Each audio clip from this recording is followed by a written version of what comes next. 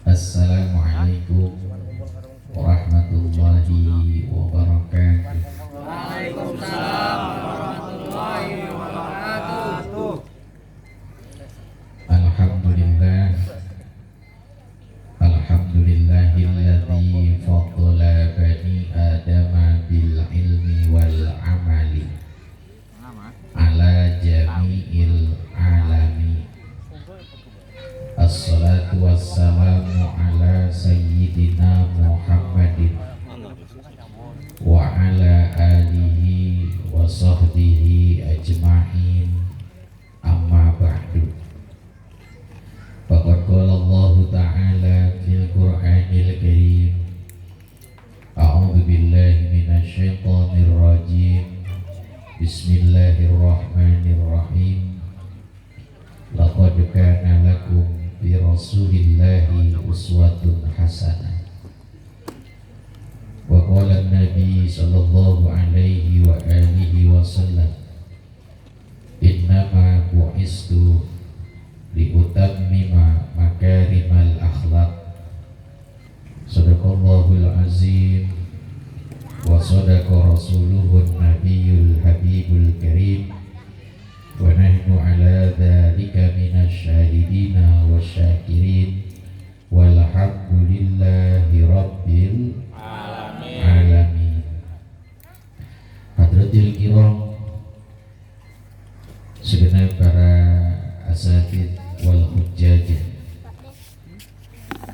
Ketua Majelis Ta'lim Al-Istiqomah, Akhinal Mahbub Ad-Da'i ilallah Al-Ustaz Saiful Mada'alallah bituli hayati. Kita doakan selalu sehat wal afiat, istiqomah dengan dakwahnya seluruh jamaah dan pengurus Majelis Ta'lim Al-Istiqomah. Mudah-mudahan senantiasa mendapatkan curahan taufik, rahmat dan hidayah dari Allah Subhanahu wa ta'ala. Al-Fadil Ketua Majelis Ta'lim Wali Songo, Akhinal Mahbub Al-Ustaz Santoso, beserta dengan tim hadroh yang kita cintai dan banggakan, anak-anak kita dari Masjid Al-Ikhlas, mata'alallah bituli hayatihim. Segenap jamaah yang hadir di kesempatan hari ini, bil khusus tentunya Bapak Jikri Nurbani sebagai tuan rumah terselenggaranya majelis taklim kita di bulan ini, bulan Maulid Rabiul Awal. Mudah-mudahan kita semuanya senantiasa diberkahi oleh Allah Subhanahu wa ta'ala. Amin ya rabbal alamin. Para bapak yang berbahagia yang dirahmati Allah Subhanahu wa ta'ala, mengambil keberkahan bulan Maulid, materi yang kita hadirkan dalam taklim kita adalah tentang sosok yang sangat mulia, beliau baginda Rasul sallallahu alaihi wasallam. Dikatakan oleh alim ulama, karena Rasulullah sallallahu alaihi wasallam ahsanun nasi khalqan wa khuluqan. Nabi kita, Nabi Muhammad sallallahu alaihi wa alihi wasallam itu adalah orang yang paling bagus, baik dari segi penciptaan fisiknya ataupun dari segi akhlaknya. Dan ini dinyatakan oleh Syekhul Imam An-Nawawi di dalam kitab Muraqiyul Ubudiyah.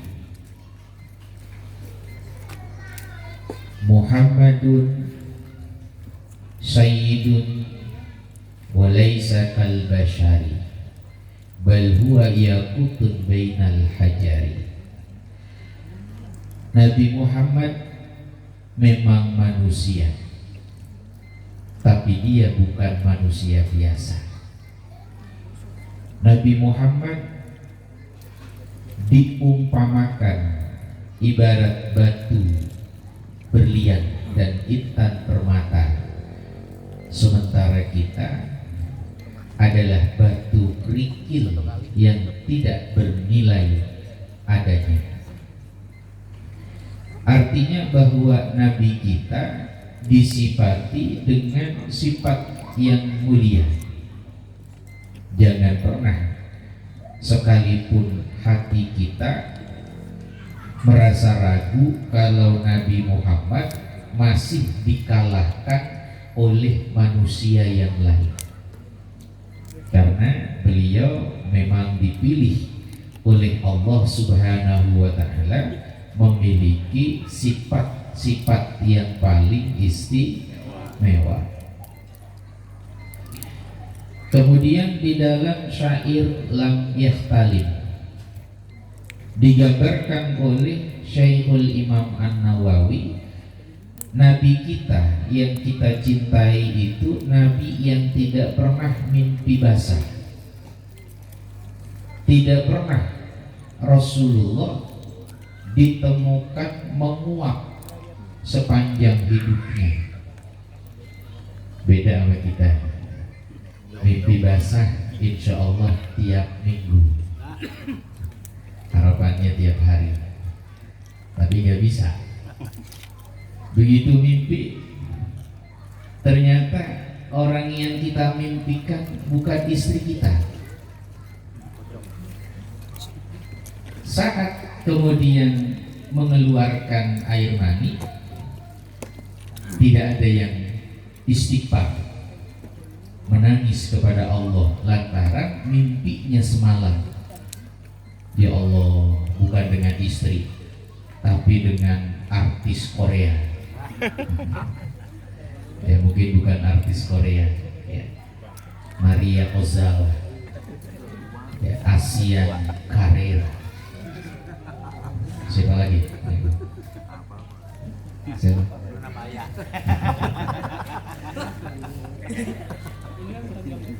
Itu kalau seandainya terjadi, ternyata tidak, kita bersedih melainkan berbahagia. Alhamdulillah. Nah, Nabi ya Pak ya, beliau sosok yang tidak pernah tersentuh dengan amaliyah dosa, walaupun hanya melalui aktivitas mimpi. Dan tidak pernah Nabi Muhammad Sallallahu alaihi wa alihi wasallam itu dijauhi oleh binatang, di mana hewan yang paling buas tidak pernah berlari melainkan mendekat kepada baginda Nabi. Tidak pernah didapati ada lalat yang hinggap di tubuhnya yang mulia. Kemudian depan dan belakang baginda Nabi bisa melihat, baik itu antara kanan dan kiri, sementara bayangannya tidak pernah tertangkap oleh cahaya. Maka tidak ada manusia yang bisa menandingi Rasulullah dari fisiknya. Kalau kita insya Allah masih ada cahayanya, ya, bahkan kita senantiasa diikuti oleh bayang-bayang kita. Rasulullah adalah orang yang tidak pernah terlihat bayang-bayangnya.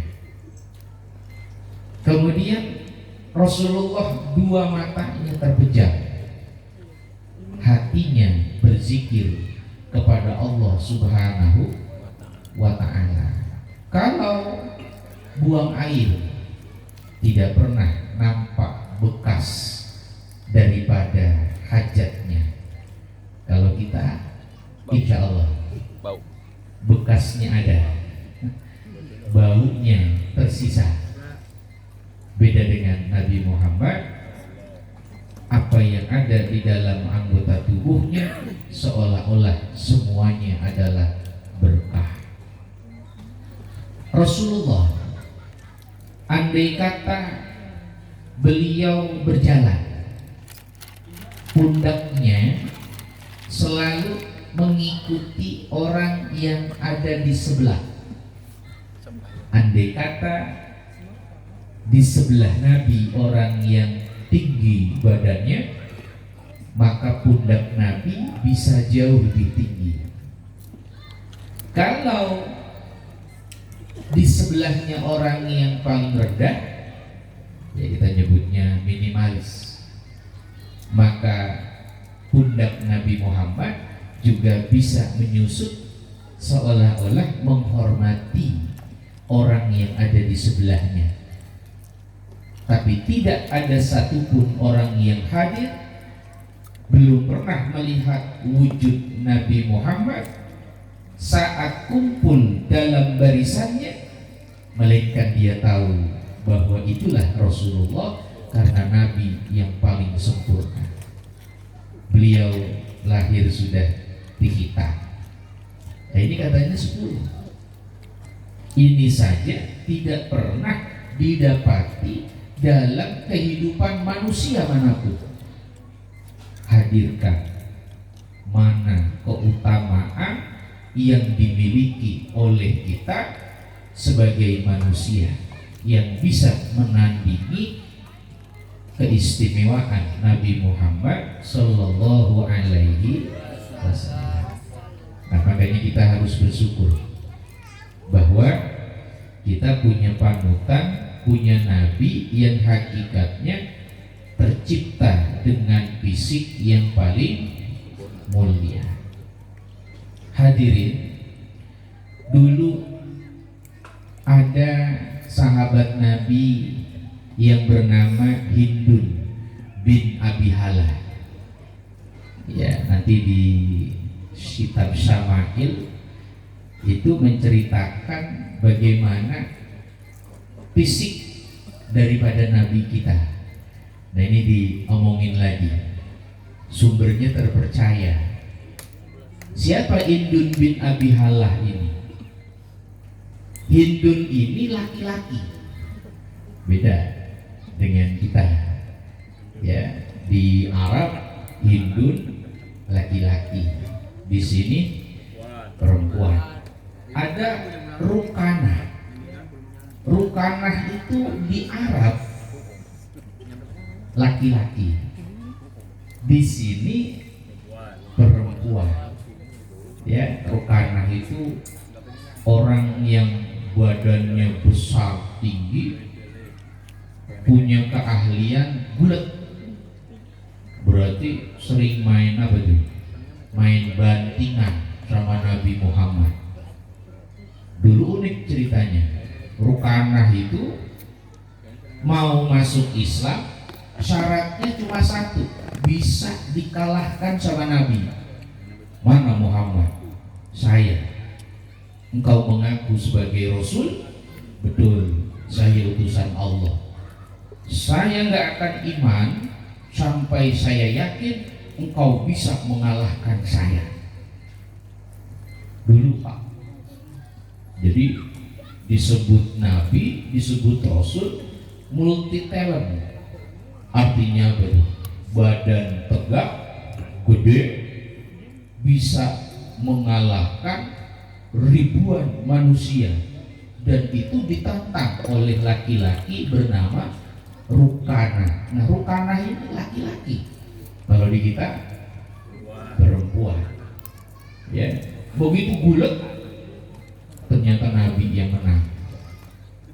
Ya, setelah menang, kata Rasulullah, romannya kalau cuma iman gara-gara kalah gulat, kayaknya belum yakin di dalam hati kalau saya Rasul. Mau tahu nggak bagaimana saya Rasul? Saya mau tahu. Bagaimana caranya Muhammad? Tuh ada pohon korma. Saya suruh pohon korma itu datang ke hadapan saya, kemudian bersujud. Itu Rukanah melihat pohon korma jalan, Pak. Hingga akhirnya beriman kepada Nabi Muhammad. Nah, kembali kepada Hindun. Hindun ini laki-laki yang hidup di zaman Rasul, dan dia ternyata anak daripada Ummul Mukminin Sayyidatina Khadijah. Dulu Sayyidina Khadijah itu menikah dengan seorang laki-laki namanya Abu Halah. Abu Halah, biar tahu nih sejarahnya Nabi sedikit. Nah, Abu Halah ini anak daripada Sayyidatina Khadijah. Kemudian Abu Halah meninggal, menikah dengan Rasulullah. Rasulullah punya anak Fatimah, ya. Kemudian anak Rasulullah Qasim, ya. Kemudian anak Rasulullah Ummu Kulsum, kemudian Zainab, itu anak Rasulullah dari Siti Khadijah. Berarti Hindun ini adalah anak apa kalau orang Cikarang nyebutnya? Anak tiri. Kalau anak tiri kayaknya terlalu kasar. Ya, disebutnya anak sambung Rasulullah Shallallahu Alaihi Wasallam. Berarti tiap hari ketemu Nabi, bahasanya tahu bener. Karena Rasulullah 24 jam ada di rumahnya. Beliau menceritakan sosok Nabi kita. Mudah-mudahan ini jadi penyimpan rindu yang terbayarkan. Tahu bagaimana fisik daripada Rasulullah Shallallahu Alaihi Wasallam. Nah, beliau menceritakan begini, Pak.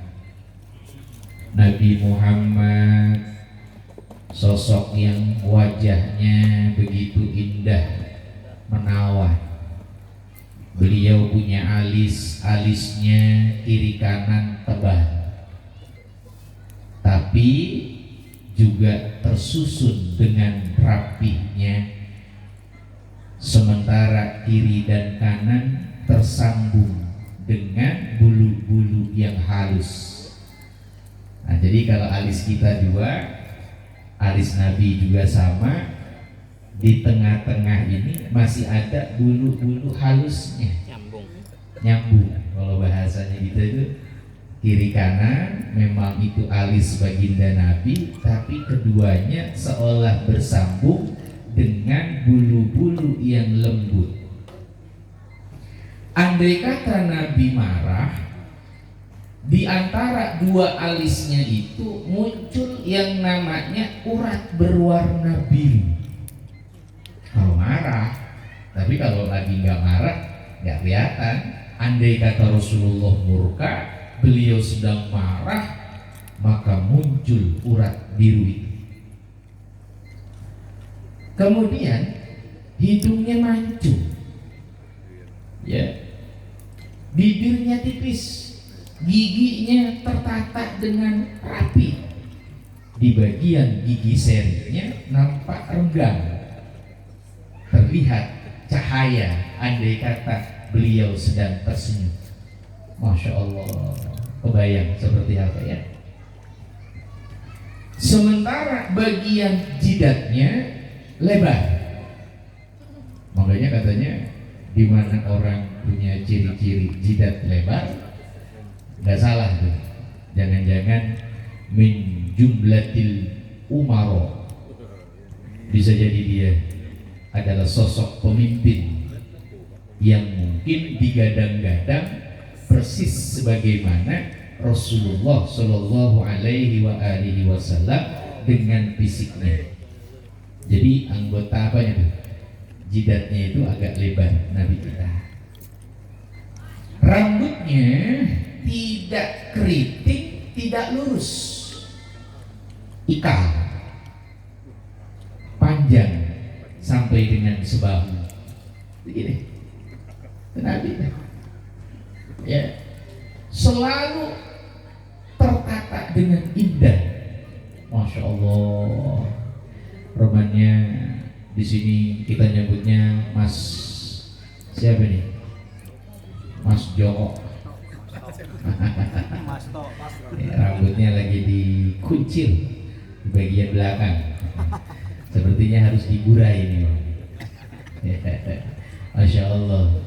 Diniatin mengikuti min sunanir Rasul, salah satu daripada sunnah Nabi kita Nabi Muhammad Sallallahu Alaihi Wasallam. Kayaknya kalau majelis al-istiqomah pengurusnya rambutnya gondrong-gondrong sebahu, cakep ini benar. Ya, diawali dulu dah. Ya, dengan Pak Ketua. Setuju? Ya, nanti majelis al-istiqomah punya ciri khas. Ya, ciri khasnya rambutnya sebahu. Ya, luar biasa. Itu Nabi, Pak. Di mana Rasulullah Shallallahu Alaihi Wasallam berjalan, jalannya itu bagaikan turun dari bukit. Artinya Rasulullah berjalan itu dengan anggota tubuhnya yang tegap, nggak kelihatan letoy. Bahasa kita mah nggak kelihatan lemes. Yang ada beliau gagah berwibawa. Walaupun pandangan beliau lebih banyak ke bumi dibandingkan ke arah langit. Nabi kalau jalan memang gagah, tapi matanya enggak pernah jelalatan. Kalau kita gimana tuh kalau lagi jalan? Nunduk nyari duit. Masya Allah, itu Nabi, Pak. Ya. Kalau bertemu dengan orang, beliaulah yang pertama uluk salam. Mudah-mudahan kita bisa ngikutin di mana berjalan, ketemu sama manusia. Min jumlatil muslimin, beliau adalah orang yang paling pertama mengucapkan uluk salam. Makanya kata Nabi, ada satu riwayat, siapa orang yang memulai bertemu dengan mengucapkan assalamualaikum, maka dia telah selamat dari sifat sombong. Biasanya orang kalau mau disalamin duluan, nah itu tanda katanya selalu meriai. Artinya meriai itu selalu pengen dihormati. Nah, kita mudah-mudahan gak begitu. Ngikutin Rasulullah, ketemu siapapun kita usahakan kita yang pertama mengucapkan uluk salam. Ya, ini Nabi. Kalau beliau dipanggil, maka seluruh tubuhnya menoleh. Nah, Nabi berjalan, tiba-tiba dipanggil oleh sahabat di bagian belakang. Assalamualaikum ya Rasulullah. Nabi enggak cuma noleh pala. Kalau kita kan selalu noleh pala. Mana itu Pak Jikri? Depan dong. Ya, mata kemana, badan kemana, ujung-ujungnya ngehargain itu hanya sekedar basa-basi. Nabi Muhammad kalau udah dipanggil seseorang, wajah dan juga tubuhnya langsung berhadapan dengan orang yang dituju. Shallu ala Nabi Muhammad.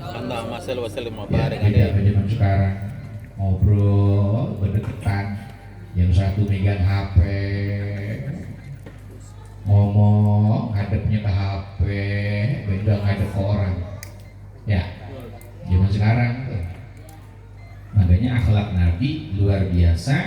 Setiap kali bertemu dengan siapapun, dia menjadi orang yang paling ditunggu, disenangi dan disayangi oleh manusia.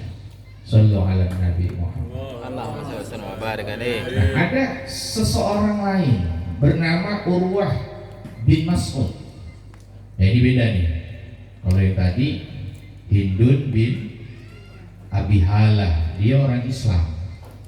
Nah, ini beda, dia orang kafir. Tapi jujur ketika mensifati Nabi kita, Nabi Muhammad. Nah, beliau pernah bilang begini, saya itu pernah menjadi delegasi raja. Pokoknya di mana zaman dulu masaknya jahiliyah itu yang namanya ke Romawi, pernah ke Persia, pernah ya ke Afrika, pernah. Saya ketemu raja dengan berbagai macam orang dan karakternya. Kok melihat Muhammad itu kayak bumi sama langit. Coba kalau raja-raja itu di bumi, tapi Muhammad bin Abdullah adalah orang yang sudah sampai langit. Maksudnya apa nih, kok bisa begitu sampai langit? Maksudnya kalau Muhammad lagi meludah, Muhammad meludah, Rasulullah itu ludah nggak dibiarkan jatuh ke tanah, melainkan diambil oleh para sahabatnya lalu dioleskan ke seluruh wajah dan mukanya, tangannya, badannya, menjadi rebutan daripada mereka. Ada nggak raja yang segitunya tuh meludah, ludahnya aja diburu? Ada nggak? Ya kali orang di sini gitu, ketua majelis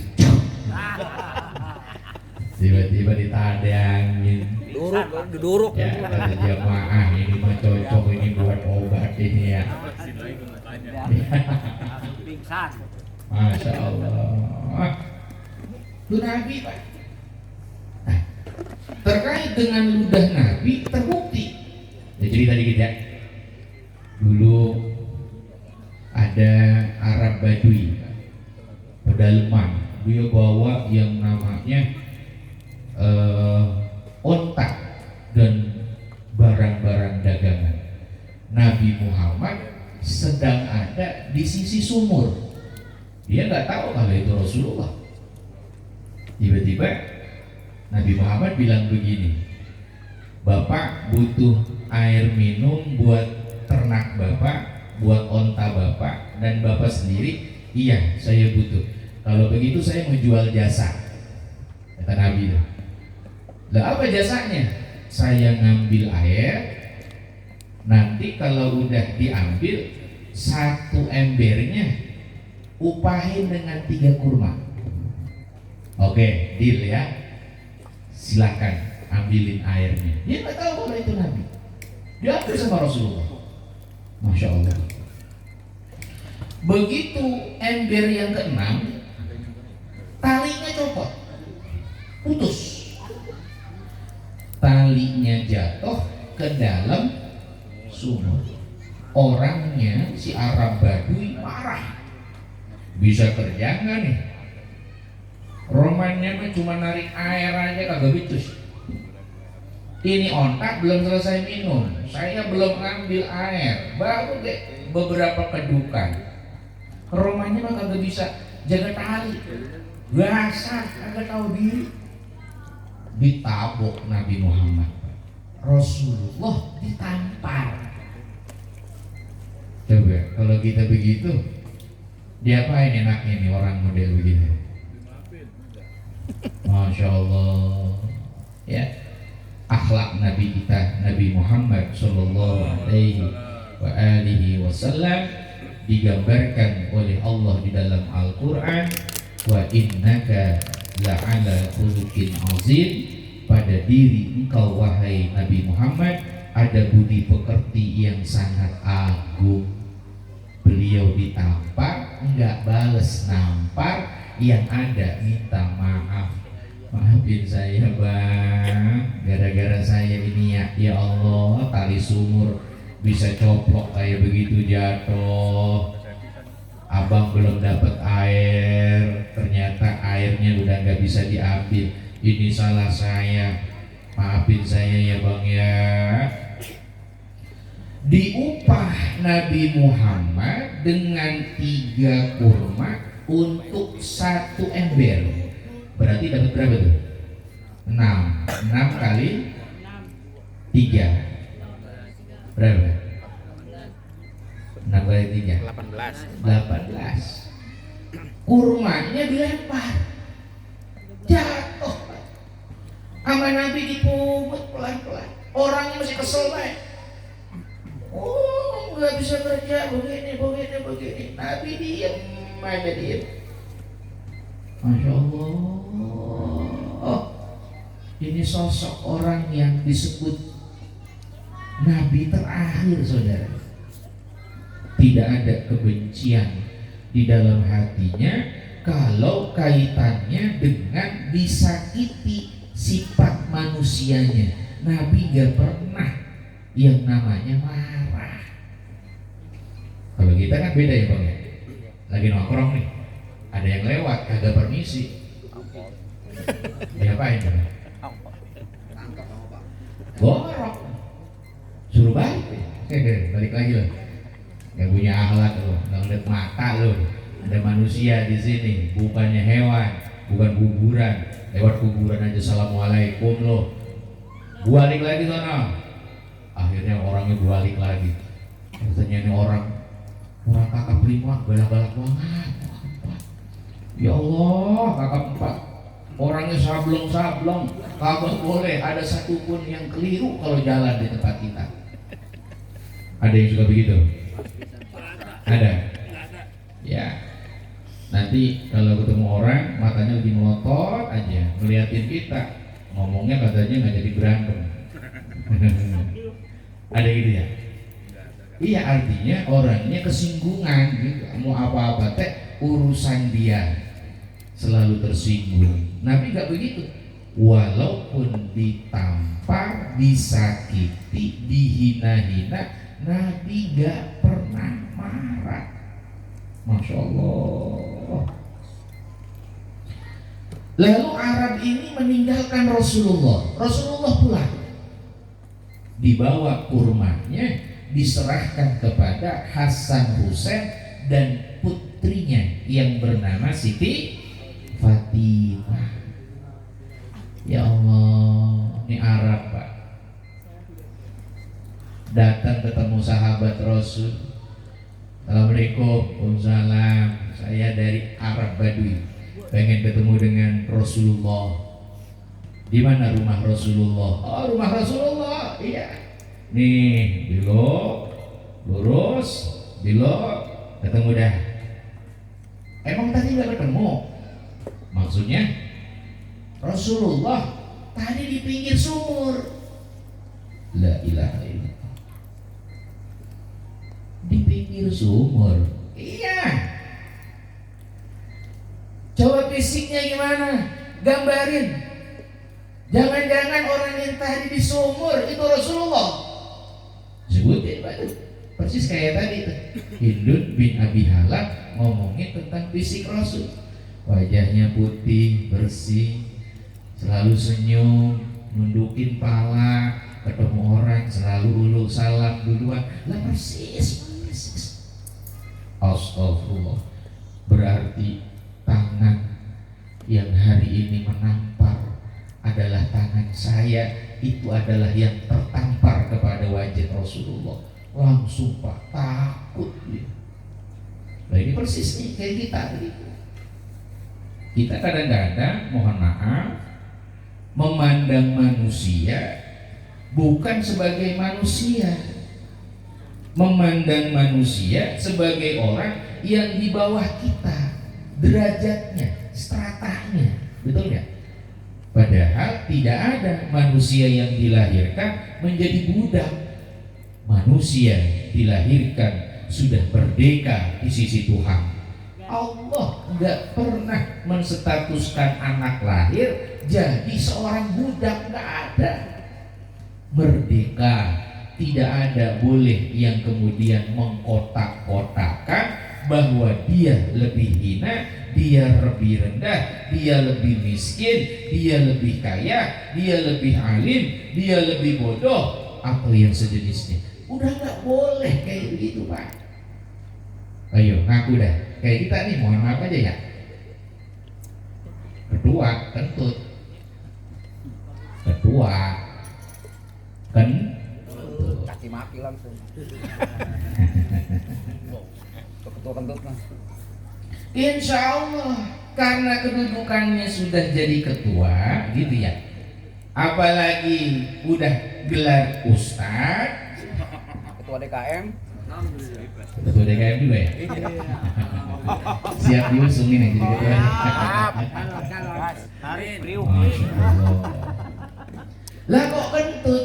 Itu Pak ditanyanya sopan luar biasa. Masuk angin Pak. Ya Allah, nanti pulang dari rumah makan baygon. Misalkan.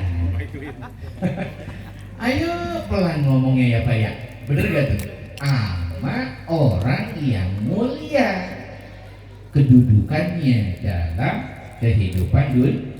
Padahal di sisi Allah belum tentu mulia, belum. Kenapa begitu ketemu orangnya miskin, nggak punya strata sosial ya, kemudian gantengnya juga jauh sama kita, dia mendemok, hidungnya dipesek, misalkan ini mah ya, udah begitu kuntet lagi, ya udah cuma kuntet, badannya masih ada kekurangan, kentut, diapain Pak? Langsung wah gua tau etika, gua gini, gua gitu, glepak. Persis Nabi Muhammad digituin Pak sama orang, tapi Nabi itu gak marah gitu. Masya Allah. Ya mudah-mudahan kita bisa ngikutin sifat Rasul ya. Nah, kalau nggak digape, nggak dianggap orang, jangan langsung marah. Ini ilmu paling tinggi ini sebetulnya ini. Ya, bukan hanya sekedar ilmu kebal ini mah bukan. Ini ilmu di atas kekebalan udah. Ini namanya ilmu ikhlas. Masya Allah, berkaitan dengan hakul adami. Kalau yang dihina adalah Rasulullah, fisiknya, kehormatan keluarganya, Nabi gak pernah marah. Tapi jangan mengusik Islam, jangan mengusik Al-Quran, jangan mengusik hukum-hukum agama. Nabi orang yang terdepan membela Allah Subhanahu wa ta'ala. Makanya di sejarah banyak Pak kisah yang katanya Nabi dilemparin batu di kampung Taif, ya, orang-orang didoain sama Nabi, malaikat sampai datang, Jibril turun tangan bareng sama penjaga gunung. Ya Rasulullah, kenalin ini CS kita ini. Siapa ya Jibril? Penjaga gunung. Ada apa bawa-bawa penjaga? Ya Rasul, langit ngadu, bumi merengek, minta supaya saya datang. Mereka ngadu sama Allah, kata langit kagak terima Nabi Muhammad disakiti, gak terima Nabi Muhammad dilemparin batu, gak terima kami minta supaya dihancurkan ini orang. Kata Allah, boleh dihancurkan asalkan kekasihku yang meminta kepadaku, bukan kamu. Langit tidak terima Pak, bumi tidak terima, tapi Nabi yang harus minta, kata Allah. Makanya ada malaikat penjaga gunung datang sama Jibril alaihis salam. Lalu kata Nabi begini, lastu bu'istu la'ana. Saya diutus Tuhan itu bukan untuk melaknat. Kalau hari ini saya disakiti, saya nggak akan pernah mendoakan kehancuran terhadap mereka. Tapi ini yang saya panjatkan, angkat tanganmu, hai malaikat penjaga gunung. Kata malaikat, nih kayaknya Nabi ngedoa nih, saya aminin nih, saya aminin. Pokoknya siap dihancurin. Ternyata Nabi doanya begini Pak, yang hebat nih, Allahumma di qaumi fa innahum la ya'lamun. Saya ulang, Allahumma di qaumi fa innahum la ya'lamun. Ya Allah, kasih hidayah sama umatku, sama kaumku. Mereka nggak tahu kalau aku nabi. Andai kata mereka tahu aku seorang rasul, mereka pasti masuk Islam. Jangan hancurkan mereka. Masih ada anak keturunannya yang mungkin soleh beribadah kepada Allah. Jangan hinakan mereka. Ada nggak tuh orang model begitu kayak sekarang? Ah? Bang Ipul, saya dikebukin. Siapa yang dikebukin? Mana? Woi, majelis al-istiqomah kumpul. Ngumpul, ini jadi naon ngumpul. Naon ngumpul. Naon Kang? Sorangan kayak itu ini. Ya bener gak? Terus sekarang lah Nabi Pak, backingannya bukan manusia, ini backingan pusat. Kalau Allah bilang hancurkan, saya tergantung Rasulullah. Kalau Rasulullah bilang iya, hancur. Lah ini kok ternyata ada Nabi yang akhlaknya istimewa, enggak menghancurkan tapi mendoakan kebaikan. Shallu ala Nabi Muhammad. Allahumma shalli wa sallim wa barik alaihi. Itu nabinya Nabi Muhammad. Lah coba kalau nabinya bukan beliau ya, seperti apa itu akhlakul karimahnya? Nah ini harus kita contoh benar-benar. Nabi Muhammad pulang ke rumah enggak ngomong sama keluarganya, kali gitu ngomong sama bininya. Khadijah habis ditabokin gitu. Siapa buah? Ya kita suka ngadu kan tuh, kadang-kadang. Suka ya? Masya Allah, ini Nabi luar biasa. Hadirin, singkat cerita, ini Arab Badui mendatangi rumah Rasulullah, tangannya dipotong. Beliau yang mengambil pisau, ada yang bilang katanya pedang, dipotonglah tangan yang tadi pernah menampar Rasulullah yang sebelah kanan, kemudian dibawa tangan potongannya itu ke hadapan Rasulullah. Saking takut-takutnya, nggak punya adab, nggak punya etika di hadapan Allah. Lah kalau Rasulullah marah, yang marah bukannya manusia, yang marah siapa? Allah. Lah kalau Allah udah marah, lah ini peluang masuk surganya 99,9% nggak bakal dapet. 1% udah. Ya modal deh ini modal akhirat ini habis ini kalau begini. Ya Rasulullah, ini tangan saya yang sudah nampar engkau ya Rasulullah. Ini tangan saya yang kiri ya Rasul. Kalau engkau masih enggak ridho, potong tangan saya yang kedua ini ya Rasul. Asalkan engkau ridho, asalkan engkau maafin ya Rasulullah. Lah, zaman sekarang advokat, penjara lu.